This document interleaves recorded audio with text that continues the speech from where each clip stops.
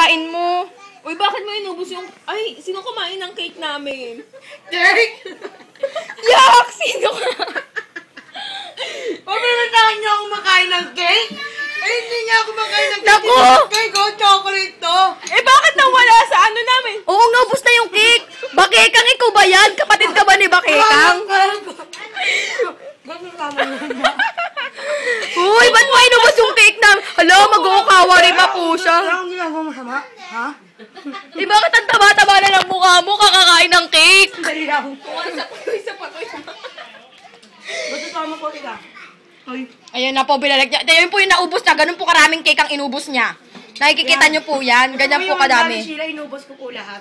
Lahat po yan inubos niya, oh. Hindi ko po yan kasalanan. Siya po umubos niyan. Lahat po ng plato. Ako po. May! Anong masasabi mo? Napag po pala si Tito Rico. Maiibig ka ngayon sa bahay na to. Anong masasabi mo? Ano sabi mo kay Big Sister? Nay! Tapos? Hindi na po ako sa ABS-CBN. Hindi mo ako titigilan?